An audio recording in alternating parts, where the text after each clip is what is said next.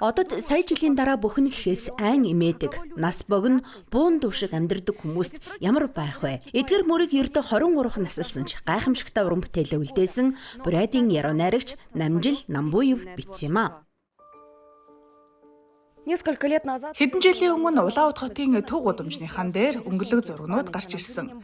Намжил Намбуевийн гигэн дурсгал зориулан түүний хөрөг болон зарим шүлгийг тэнд дүрслэн үлдээжээ. Түүнчлэн энэ гудамжийг түүний нэрээр нэрлсэн байна. Намжил алдартай Бурайд яруу найрагч Шираб Намбуевийн гэр бүл төржээ. Тэрээр бага наснаасаа л шүлэг зохиож эхэлсэн. Сургуулаа төгссөний дараа 1 жилийн турш нутгийн сонинд сурвалжлагчаар ажиллажээ. Үүний дараа Горький нэрэмжит утга зохиолын хүрээлэнд элсэн орсон байна. Вдали, на чужбине. О родине мысли светлы и прекрасны. Острее ощущаю, она у меня одна. Богинохон амьдралынхаа хугацаанд яруу найрагч мянга мөр бичгтээ верлибер хэмээх чөлөөт шүлгийн гайхамшигт хэлбэрээр илэрхийлсэн байна. Үндэсний номын сунд хадгалагдаж байгаа хамгийн үнэтэй хэвлэлийн нэг бол 2 бод зохиолын төвөр юм. Өмнө нь хэвлэгдэж байгаагүй бүтээлүүд анх удаа нэгтгэгдэн орсон бөгөөд зарим зохиол нь Бурайд хэлээр орчуулгатай нийтлэгдэжээ.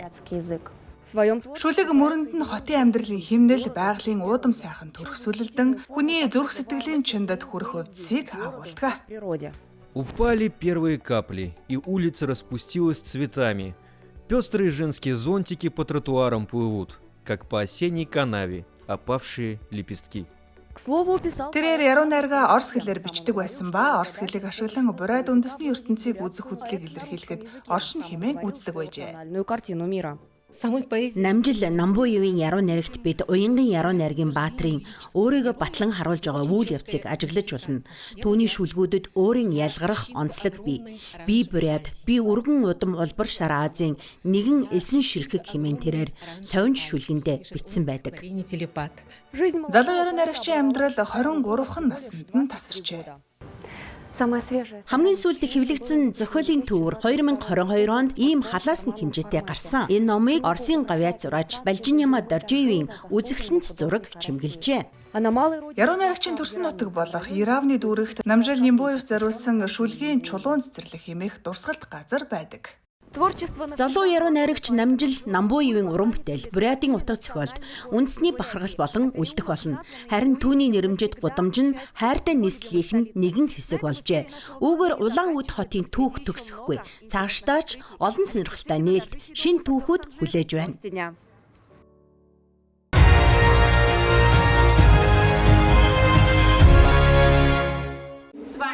Анастасия Лакоскникова болон Полина Гурбатова та бүхэнтэй байна.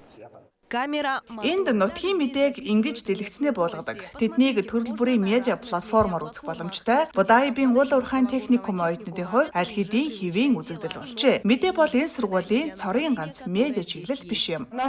Манай медиа төв хэд хэдэн чиглэлийг хамардаг.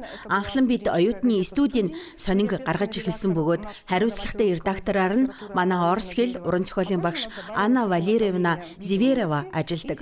Хожим нь бид видео мэдээний чимэглэл нэмсэн бөгөөд одоо радио ажиллуулж эхлээд байна. Ийм боломжийг өргөжүүлэх боломжийг бид Plus Возможности тэтгэлгийн уралдаанд оролцож, медиа төвийнхөө хөгжүүлэлтэд зориулан санхүүжилт авсан юм. Залуу медиа уран бүтээлчид бичлэгийн горимдож шууд эфиртэй ч ажилладаг. Техникумын удирдлага болон багш нар залуусын энэхүү ирмэлзлийг бүрэн дэмждэг байна. Шинэ чиглэлүүд нэмэгдснээр оролцох хүсэлтэй оюутнуудын тоо улам бүр өсжээ. Манай техникумд удахгүй радио ажиллаж эхэлнэ. Хүссэн хүн болгон ажиллах боломжтой. Оролцох сонирхолтой оюутнууд маш олон байсан тул бид сонгон шалгаруулалт хийж тохиромжтой хүмүүсийг бүрдүүлж байна. Радио их завсарлагын үеэр ажилладаг бөгөөд оюутнуудын дунд алдартай гинэ. Дуунууд радио мэдчилгээ болон нууц хараа илэрхийллүүд нэн алдартай юм байна. Одоогоор редакцийн баг 50 хүний бүрэлдэхүүнтэй ажиллаж байна.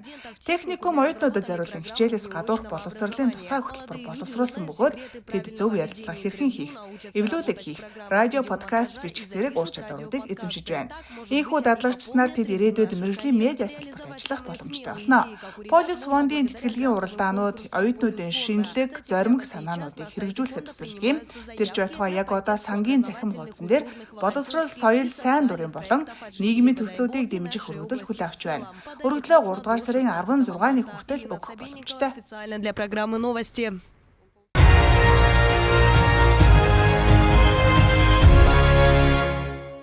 Варвара Марченко Сибирийн холбооны тойргийн авраг шалгаруулах тэмцээнд хосолсон мини трамполин дээрх хараалтаар эмэгтэйчүүдийн ангилалд алтан медаль хүртлээ.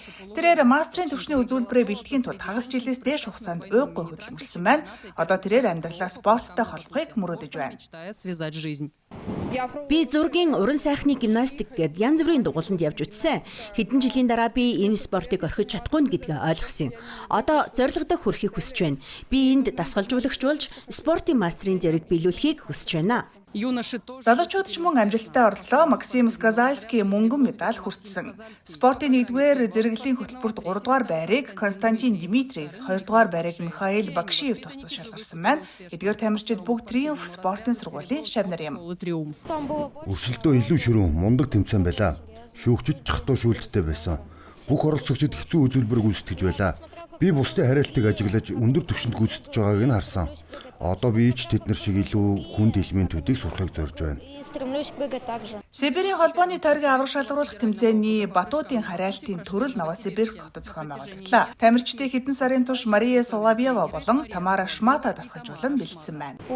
Спортын 2-р зэрэглэлд манай хүү анх удаа тэмцээнд оролцож мөнгөн медаль хүртэн шагналт байранд орлоо.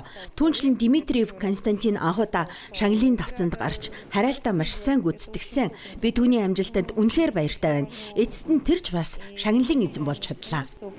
Энэхүү тэмцээнд 300 гаруй тамирчин тэргуун байрны төлөө өрсөлдлөө. Оролцогчид эрхүү Новосибирск, Омск, Томск, Красноярскийн хязгаар, Хакасия, Алтай зэрэг бүс нутгуудаас хүрэлцэн иржээ.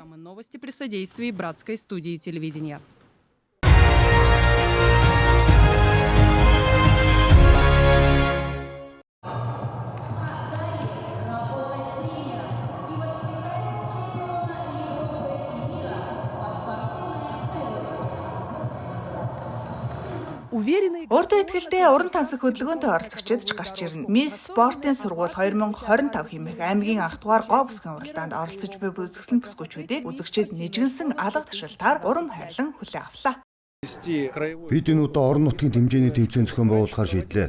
Урдан зөвхөн хотын сургуулиудын дунд болж байсан бол энэ удаад үүр байгалийн хязгаарын 2 дүүрэг Карамский болон Дульдургинский мөн оролцож Чита хотын спортын сургуулиуд төлөөлөгчдөө илгээлээ.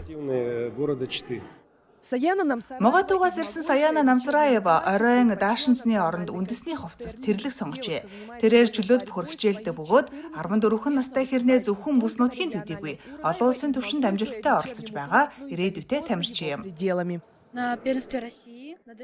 Оросын авраг шалгаруулгын тэмцээнд мөн Алс орнуудын холбооны тойргийн тэмцээнд 2 удаа оролцсон. Одоо харин Дофогийн тэмцээнд оролцохоор бэлтгэж байна.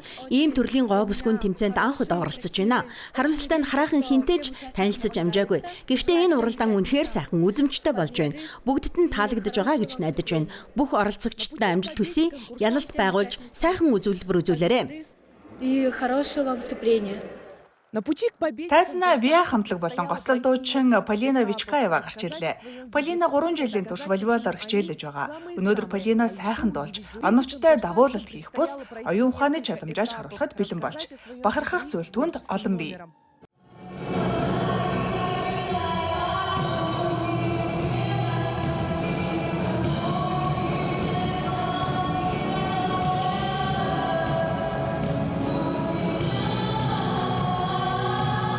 Тансаг 19-р зууны язгууртын эмэгтэй даашинзаас шууд тулалдааны өмсгөл рүү. Анна Полуэктова хараахан спортын мастер болоогүй ч салхимит уян хатаг хөдөлгөөнтэй дэвүүрийг гарамгаа эзэмшдэг. Тэрээр саяхан уушуугаар хичээлж эхэлсэн ч ур чадвараа хурдан хөгжүүлж байгаа нь тодорхой.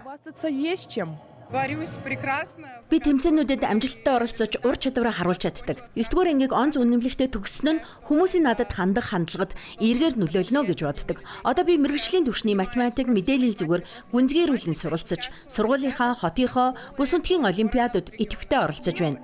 Ямар байр эзэлсэн бэ хэлээд өгөөч. Шагналт байраа ахгүй. Гэхдээ шилдэг 10-т бат орно.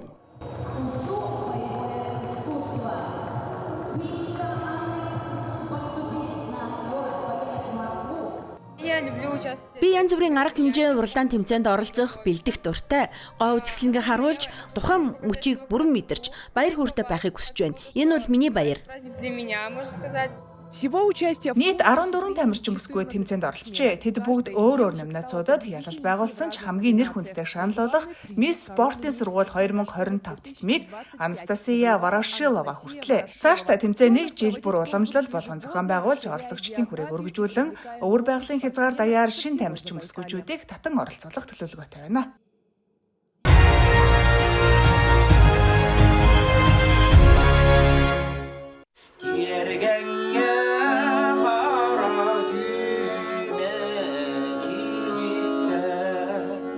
Баатруудын хязгаар жүжигт урилгаар якут жүжигчин Павел Семенов Оymакны дэд түрүүч Поповын дүрийг бүтээжээ. Дүрийн их нутгаа санаалтсан цэрэг хүний гуниг, инх тайван цэлмэг тэнгэрийг мөрөөдөх мэдрэмж якут уянгийн дуугаар илэрхийлэгдэж үзэгчдэд үггүйгээр ойлгогдох оруулжээ.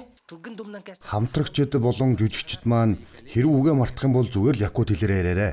Би чамайг ойлгоно. Хамгийн гол мэдрэмжээ зөв дамжуулах юм шүү гэж зөвлөсөн. Би дүрийнхээ тодорхой хэсгүүдэд төрөлх хэлээрээ ярихыг оролцсон. Жишээлбэл цэргүүдийн хоорондын зодооныг таслах үед эсвэл миний дүр эргэлзэж сэтгэл санаа нь хоёрдож байгаа мөчүүдэд якут хэл жүжигт шин өнгө нэмж илүү амьд мэдрэмж төрүүлэхэд туссан гэж бодож байна. Павел Семеновын бүтээсэн дүр бол эх орны дайны жилүүдэд баатарлагаар тэмцсэн олон якут цэргүүдийн дүр төрхийг илэрхийлж байна. Өчигдөр жүжиг амжилттай болж үзэгчдийн талархлыг хүртлээ. Якутын бас нэгэн залуу нэг үйлдэлт жүжигт дүр бүтээсэн нь жүжигчин Александр Трубин юм. Тэрээр их бөөний салаанаас цорын ганцаар аймад үлдсэн байлдагч Лазнякийн дүрийг амжилттай амьлуулсан байна. Манай жүжигт Поповын дүр бий. Энэ дүрийг тухайн хэл, соёлын жинхэнэ төлөөлөгч бүгд найрамд тусын төлөөлөл бүтээвэл маш сайхан байгсан гэж бид удаан хугацаанд ярилцсан. Бүх зүйлийг олон талаас нь бодож хэлэлцэж ирсэн ч тийм ч амар процесс биш байлаа. Бүс нутаг хооронд, театр хооронд тохиролцох санхүүгийн зардлуудыг тооцоолох гэх мэт олон асуудлыг шийдвэрлэх шаардлагатай болсон. Харин аз болоход бүх зүйл бүтэж бид энэ ажлыг амжилттай хэрэгжүүлж чадлаа.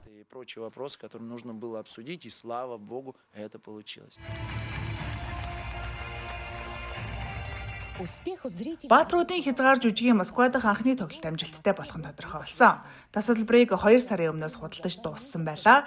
Бэлтгэлийн үеэр жүжигчид өөрсдийнхөө дүр, үг, үзэгдлийг төгс болгохын тулд шаргуу ажиллаж, үзэгчдийг эхний мөчөөс л 1944 оны дайны үйл явдалд бүрэн оруулахыг зорьсон. Энэхүү жүжиг бодит түүхэн явдлуудад тулгуурласан бүтээл юм.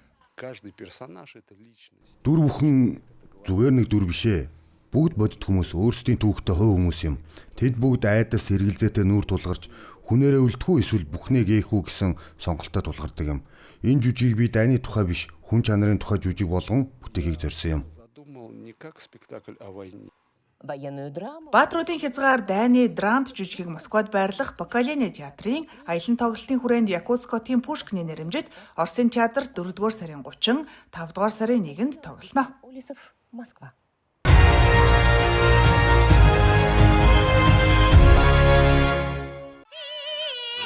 Мяо Цзэ олон 10 жилийн турш Цин Дөөр болон Шанси мужид үүссэн уламжлалт урлагийн төрлийг судалж хөгжүүлсээр иржээ. Тэрээр зөвхөн тайзан дээр төдийгүй соёлын өвийг хамгаалах чиглэлээр ч идэвхтэй ажилладаг. Өнгөрсөн оны 2 удаагийн бүгд найрамдах Хятад ард улсын ардын улс төрийн зөвлөлийн хуралдааны үеэр уламжлалт дуурин авиаснуудыг хэрхэн нээнгэлрүүлж хөгжүүлэн дэмжих талаар хэд хэдэн санал дэвшүүлсэн байна. Би маш их тогтолсон. Учир нь миний гаргасан 3 саналыг бүгдийг хүлээн авч судалж шийдвэрлэх алхмуудыг надтай хамт наривчлан хилэлцсэн. Хятад улсын ардын улс төрийн зөвлөлдөх зөвлөл үүнд маш нухацтай хандсан. Өнгөрсөн онд Мяо Цзэ Хятадын 10 хотыг тойрон аялж улс даяар уламжлалт дуурин урлагийг хадгалан үлдэхэд тулгарч байгаа асуудал ололт амжилтыг судалжээ. Энэ удаа тэрээр Шанси мужийн Чинжун хотын нэгэн сургууль зочилж сурагчдын хичээлийг ачаалал оперын бэлтгэлийг хэрхэн хослуулж байгаа талаар судалсан байна. Энэ хүүхдүүдийн ирээдүйг гэрэлтэй гэдэгт би итгэлтэй байна. Зарим нь ирээдүйд жүжигчин болохгүй байж магадгүй. Гэхдээ Хятадын дуурин соёл тэдний зүрх сэтгэлд үргэлж хадгалагдсан үлдэнэ. Саяхан Чинжунд болсон уулзалтаар орон нутгийн дуурин жүжигчид тайзны авиаснууд Мяо Цзэтэй өөрсдийн санаа бодол тулгамдж буй асуудлаа хуваалцжээ. Цитаянге оперын хамгийн том асуудлуудын нэг нь олон хүүхдүүдийн урлагийг сонирхож сурахыг хүсдэг ч энэ мэргэжил тогтвортой орлого авчрах хэсэг нь эргэлзээтэй байдаг юм а. В качестве профессии, которая принесет стабильный доход. Дуурийн урлагийг зүгээр л үе үе сургуулиудад тоглолт хийлгэх биш. Харин ч сургалтын хөтөлбөрийн нэг хэсэг болгон оруулах ёстой юм. Жинхэнэ өвлүүлэн дамжуулалт зөвхөн анги танхимд л явагдана. Происходит в классах. Засгийн газар энэ санааг аль хэдийн хүлээн зөвшөөрсөн. Одоо бидний дараагийн алхам бол дуурийн боловсролыг бага дунд сургуульд болон ихтэй сургуулийн сургалтын хөтөлбөрт оруулах явдал юм. Мяо Цзэ энэ жилийн 2 удаагийн чуулганы өмнө өөрийн саналуудыг цаашид хөгжүүлэн наривчилсан бөгөөд соёлын өвийг хадгалж хамгаалах, хөдөө орон нутгийг сэргээн хөгжүүлэх асуудалд онцгой анхаарал хандуулсан байна. Би аялал бүрээсээ шинэ зүйл сурч олж мэдсэн бүхнээ өөрийн саналуудад тусгадаг. Соёлын өвийг хамгаалах, хөдөө нутгийг хөгжүүлэх асуудлыг уялдуулан авч үзэх нь маш чухал. Өнгөрсөн онд Шанси мужи хөдөө бүс нутагт үн төлбөргүй дуурийн тоглолтыг дэмжихэд 100 сая юан, за ойролцоогоор 14 сая $14 зарцуулсан. Энэ нь Мяо Цзэд уламжлалт урлагийг хот хөдөөгийн соёлын гүүр болгон ашиглаж, соёлын өвийг хадгалж хөдөөгийн бүс нутгийн тогтвортой хөгжлийг дэмжих боломжтой гэсэн итгэл төрүүлж байна.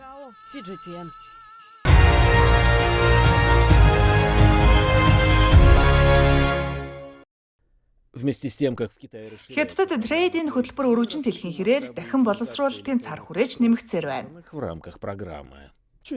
Өнгөрсөн онд Хятадд цахилгаан болон электрон бүтээгдэхүүний дахин боловсруулалтын зах зээл 150 тэрбум юанаас давсан.